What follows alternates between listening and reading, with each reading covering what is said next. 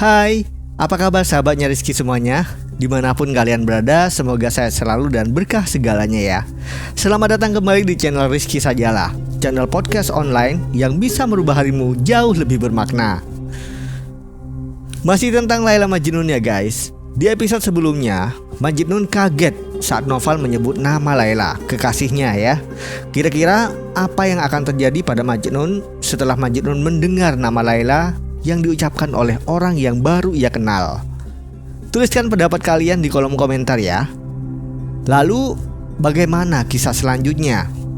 Untuk yang belum tahu bagaimana kisah Majnun kemarin, bisa diklik di sini ya. Baiklah, Rizky ucapkan terima kasih banyak untuk yang masih betah di sini dan selamat menyaksikan. Ketika mendengar nama kekasihnya disebutkan oleh orang yang baru ia kenal, mata Majnun membeliak dan sebuah senyuman menghiasi wajahnya.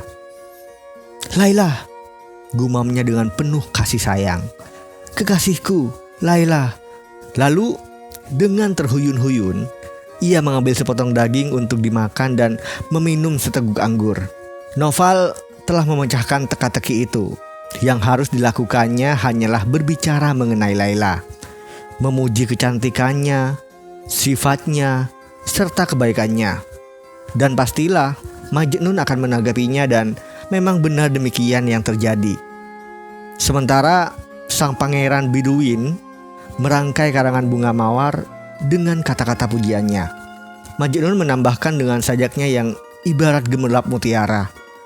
Dan walaupun sajaknya diciptakan tanpa adanya persiapan, tetap saja guys, sajak itu terdengar semanis madu dan berkilauan bagaikan emas. Noval mendengarkan dengan takjub dan kagum guys. Tamunya memang seorang pria liar, namun tak dapat dipungkiri bahwa ia adalah penyair yang sangat hebat. Ahli berkata-kata yang tak ada tandingannya. Malam itu, Noval telah mengambil keputusan ia akan memulihkan hati remuk pria malang itu. Serpihan demi serpihan dan berapapun lamanya waktu yang dibutuhkannya. Kepada tamunya, si Noval berkata, "Temanku, engkau bagaikan ngengat yang berterbangan di malam hari, berharap menemukan cahaya lilin. Tapi janganlah kau menjadi lilin itu yang mengeluarkan air mata hangat sementara tubuhnya habis dimakan kesedihan. Mengapa kau menyerah? Mengapa kau memutuskan semua harapan? Aku memiliki kekayaan dan juga kekuatan. Percayalah padaku, dan aku akan membantumu mendapatkan apa yang telah digariskan oleh takdir untukmu. Laila akan menjadi milikmu. Laila akan menjadi milikmu. Aku berjanji dengan sepenuh hati. Bahkan jika ia menjadi seekor burung dan terbang ke angkasa raya tanpa batas, atau menjadi percikan api di dalam batu yang terletak di dalam perut bumi, aku tetap akan mencarinya dan membawanya kepadamu. Aku tak akan beristirahat hingga aku dapat menyatukan kalian dalam ikatan pernikahan." Majnun menjatuhkan dirinya di kaki Noval guys, dan mengucapkan rasa syukur kepada Allah karena telah mengirimkan seseorang dermawan yang berhati mulia. Namun ada sedikit keraguan dalam benaknya ketika ia berkata, "Ucapan Anda menggetarkan hati saya dan memberikan saya harapan. Tapi bagaimana saya tahu kalau semua itu bukan hanya sekedar ucapan belaka? Bagaimana saya bisa merasa yakin bahwa Anda akan melakukan apa yang telah Anda ucapkan? Atau bahkan Anda memang berniat melakukan apa yang telah Anda ucapkan? Harus saya sampaikan kepada Anda bahwa orang tua Laila tak akan membiarkan putrinya menikah dengan pria seperti saya." Dengan seorang yang kesehatan jiwanya dipertanyakan, "Apa Anda serius dengan ucapan Anda?" "Pasti begitu," kata mereka. "Apakah kita harus melepaskan bunga indah yang rapuh ini dan membiarkannya dibawa terbang oleh angin puyuh? Apakah kita akan membiarkan seseorang yang gila bermain-main dengan cahaya rembulan? Apakah kita juga akan menyerahkan putri kita kepada iblis? Tidak akan pernah." Ya, itulah yang akan mereka katakan. Anda tidak mengenal mereka sebaik saya.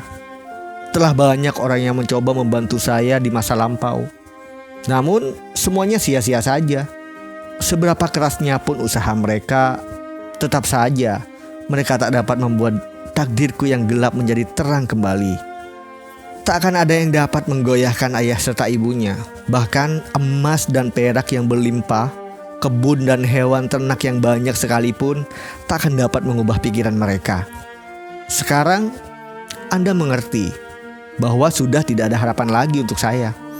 Hanya keajaiban saja yang dapat membantu saya. Katakan pada saya, apakah Anda sang pembuat keajaiban? Sepertinya bukan. Lagi pula menurut saya, tak akan lama lagi Anda akan merasa lelah dengan usaha Anda dan akan menghentikan semua di tengah jalan. Tapi saya berharap tidak demikian. Saya berdoa agar usaha Anda berhasil, dan jika memang Anda berhasil, semoga Allah memberikan rahmat-Nya kepada Anda. Tapi jika janji yang Anda buat hanyalah ucapan semata, dan apabila yang Anda tawarkan kepada saya hanyalah khayalan belaka, maka sebaiknya Anda mengatakan sejujurnya sekarang juga. Ucapan jujur sang pria muda itu membuat kekaguman Noval kepadanya semakin meningkat, guys. Apakah kau benar-benar meragukan ucapanku? Tanya Noval. Kalau begitu, marilah kita membuat perjanjian. Atas nama Allah Subhanahu wa Ta'ala dan Rasul-Nya Muhammad Sallallahu Alaihi Wasallam, aku bersumpah bahwa aku akan bertarung bagaikan singa untukmu dan kebaikanmu. Bahkan jika harus mengorbankan nyawaku sekalipun, aku bersumpah bahwa aku tak akan tidur maupun makan hingga kau mendapatkan apa yang dihasratkan oleh hatimu. Tapi kau juga harus berjanji kepadaku.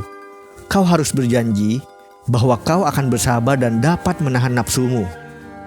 Kau harus melepaskan gaya hidupmu, jinakkan hatimu yang liar dan letakkan di tanganmu barang sejenak saja. Marilah kita saling sepakat. Kau harus memadamkan api yang menyala-nyala di hatimu, karena aku akan membuka gerbang besi menuju hartamu yang sangat berharga itu. Apakah syarat-syarat ini dapat kau terima? Majnun menyetujuinya, guys. Dan dengan demikian, sebagai balasan atas bantuan temannya, ia mulai meredakan badai yang telah lama bergemuruh di hatinya. Secara perlahan, untuk pertama kalinya selama berbulan-bulan, kedamaian mulai merasuki jiwanya, dan luka yang diakibatkan oleh belati tajam kegilaannya, bak bocah kecil tak bersalah, ia menaruh kepercayaan sepenuhnya pada Noval. Karena ketenangan telah kembali ke dalam jiwanya. Sebuah perubahan hadir dalam hidupnya. Tanpa banyak bicara, ia meninggalkan gua persembunyiannya dan mengikuti Noval kembali ke perkemahannya di tepi kota. Di bawah perlindungan sang dermawan, Majnun tak lagi pantas disebut sebagai Majnun. Dalam beberapa hari, kegilaannya telah hilang dan ia telah kembali menjadi Kois. Seorang pria terhormat yang kuat dan berwajah tampan. Untuk pertama kalinya dalam berbulan-bulan ia mandi, guys. Lalu dikenakannya sorban dan jubah yang telah disiapkan Noval. Selera makannya telah kembali dan ia menikmati makanan dan minuman dengan penuh semangat dengan ditemani teman-temannya, sambil membawakan soneta serta odenya kepada mereka dan tak lagi kepada awan dan angin. Kedua pipinya mulai kembali berwarna. Tubuhnya yang dulu bungkuk kini tampak tinggi dan gagah seperti anak pohon yang kuat. Kelopak bunga yang dulu hancur oleh badai kini mulai merekah kembali. Sejak ia kembali ke dunia nyata, pandangan Majnun tentang dunia dan alam pun berubah, guys. Ia tak lagi mengabaikan halaman demi halaman buku ciptaan Allah yang dibuka olehnya setiap hari di hadapannya. Keindahan pagi hari memberikan keceriaan baginya, seolah ia baru melihat keajaiban matahari terbit untuk pertama kalinya. Senyumnya yang merekah sesuai dengan tawa jenaka sang matahari di siang hari, dan suaranya terpadu dengan burung-burung saat ia bernyanyi, guys. Semua orang terkejut dan juga senang melihat Majnun telah kembali ke dunia nyata lagi. Jika Majnun merasa bahagia, Noval bahkan merasa lebih bahagia karena ialah yang membuat keajaiban itu. Ia bagaikan mendung di musim semi yang meneteskan percikan air di bumi yang kering. Setiap hari, ia membawakan hadiah untuk temannya yang sedang berusaha untuk menyembuhkan diri. Tak ada hadiah yang terlalu mahal atau berlebihan baginya. Ia menjaga agar Majnun terus berada di sisinya setiap waktu, guys. Menolak untuk berpisah darinya, bahkan hanya untuk 1 jam saja. Noval ataupun Majnun tak pernah mengenal hubungan persahabatan yang begitu dekat. Namun saat hari berganti minggu, lalu minggu menjadi bulan, awan hitam mulai berkumpul di langit.